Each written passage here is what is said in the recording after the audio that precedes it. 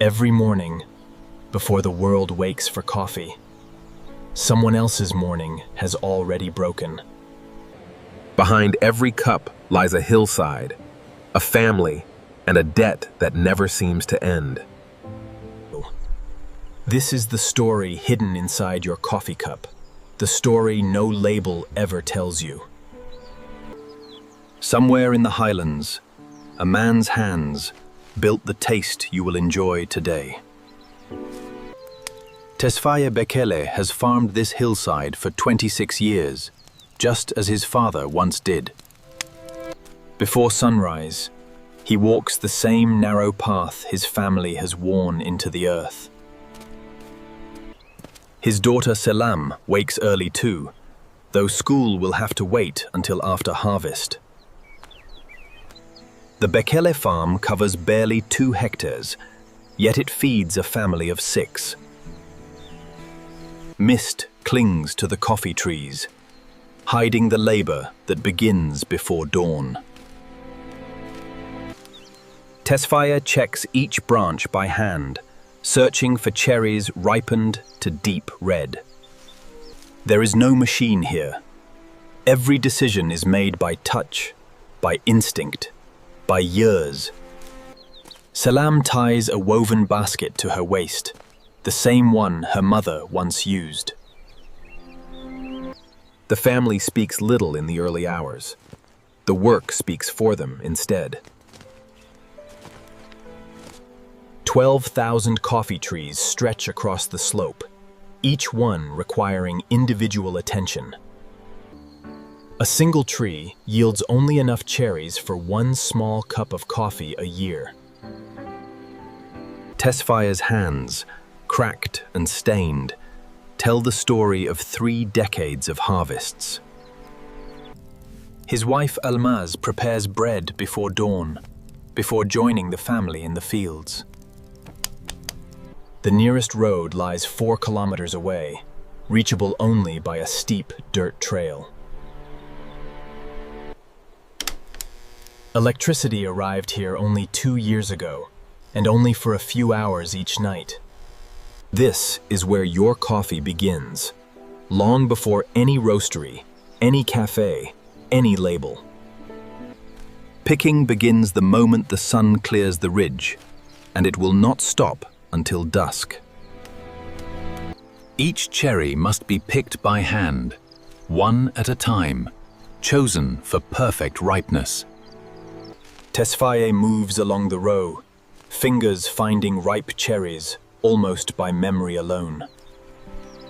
Selam sits at the edge of the field with her schoolbook, close enough to watch, far enough to rest.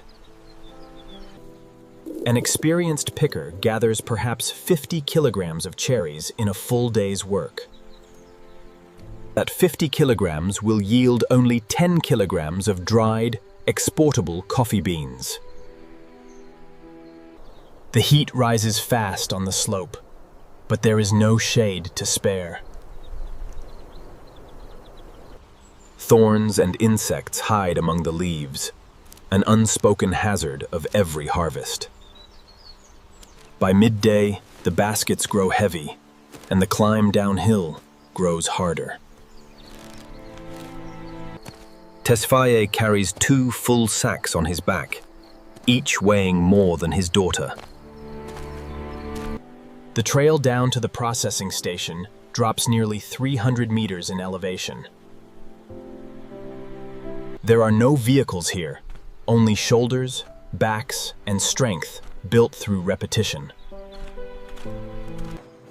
At the pulping station, cherries are fed by hand into a hand-cranked machine. The outer skin and pulp separate from the bean, spilling into a fermentation tank. This stage continues for many hours, allowing the coffee to develop its distinctive character. He wakes twice before dawn just to smell the tanks, judging readiness by scent alone. Washing the beans requires water carried by hand from a spring half a kilometer away. Almaz and Tesfaye make repeated trips to the spring, carrying the water needed to wash the beans clean. The washed beans are spread across raised drying beds beneath the open sky. Every bean must be turned by hand every few hours, day after day, for 2 weeks. A sudden rain can undo 2 weeks of drying in a matter of minutes. Tesfaye watches the sky more than he watches the beans, always calculating risk. At night, the beans are covered with tarps to protect against dew and moisture. This ritual repeats every evening, regardless of exhaustion, regardless of the day already spent. When drying finally ends, the beans are hulled to remove the last parchment layer. Hulling was once done entirely by hand, pounding beans in a wooden mortar. Today, a small rented huller saves hours, but the cost eats into the profit. Sorting comes next, removing broken beans, insect-damaged beans, beans of the wrong size. Almaz sits for hours, sorting bean by bean under a single bulb, a child's school books stacked nearby. A poor sort means a lower grade, and a lower grade means a lower price. The finished beans are bagged into heavy sacks, ready for the long carry down to the cooperative. Each sack weighs 60 kilograms, destined for a cooperative collection point downhill. Tesfaye will carry these sacks himself. There is no truck that reaches this far. The walk to the cooperative takes nearly 3 hours along a rutted mountain trail. He has made this walk more than 200 times in his farming life. At the cooperative, the beans are weighed, graded, and recorded in a worn ledger.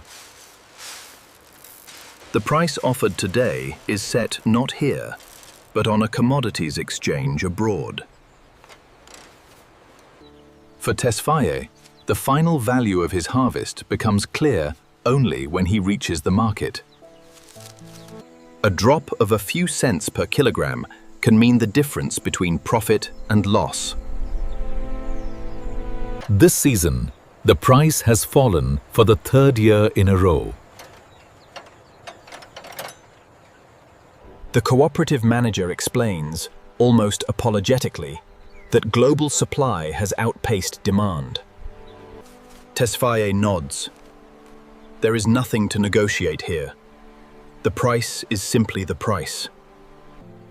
He sells his entire harvest in a single transaction that takes less than 10 minutes. The money will need to last his family for the next 4 months. Some of it is already promised to a lender who covered last season's fertilizer. Interest on that loan quietly erodes what little profit the harvest produced. Tesfaye counts the remaining bills twice, then folds them carefully into his shirt pocket. He will walk the 3 hours home, carrying empty sacks instead of full ones. Selam waits by the path, hoping today's price was enough for new school shoes. Tesfaye smiles for her, though the arithmetic in his head tells a harder story. The human cost of coffee rarely appears on any packaging, any advertisement, any price tag. Selam has missed 40 school days this year alone, all during harvest season. Her teacher understands. Half the children in her class disappear during picking months. Education competes directly with survival here, and survival almost always wins. Tesfaye once dreamed of sending his children further than he ever traveled himself. That dream shrinks a little more with every season the coffee price falls. Years of carrying heavy sacks have left permanent damage in Tesfaye's lower spine. The nearest clinic is a 2-hour walk, and few farmers can afford to stop working. Almaz treats most injuries herself, with remedies passed down through 3 generations. Chronic back pain is so common here that farmers rarely even mention it anymore. Climate change has made rainfall less predictable, threatening a crop bred for precision. A late frost 2 years ago destroyed nearly a third of the Bekele harvest. There was no insurance, no safety net, only the resolve to plant again. Fertilizer prices have tripled in 5 years, outpacing any rise in coffee prices. Many neighboring farmers have already sold their land and moved toward the cities. Tesfaye stays, partly from love of the land, partly from lack of any alternative. The isolation here is its own quiet burden, felt most in the long, rainy months. Women across these hillsides often do the sorting work, unpaid and uncounted. Almaz's labor rarely appears in any economic statistic about coffee production. Yet without her hours at the sorting table, no bean would ever meet export standard. Farm work here often falls to every generation, young and old, whenever the harvest season demands it. During peak harvest, every adult in the household becomes a working hand. Selam has never known a season without harvest. It is simply how her family's year moves. But she has begun asking her father why coffee costs so much in pictures she's seen. Tesfaye struggles to explain a supply chain he has never fully seen for himself. He knows only that his price has fallen while, somewhere, someone else's has not. The rest is divided among exporters, roasters, shippers, and the cafe pouring your drink. Tesfaye has never tasted a roasted, brewed cup of the coffee that he grows. It costs more than he earns in half a day to buy one in the city. He drinks a simpler brew at home, made from the lowest grade beans he cannot sell.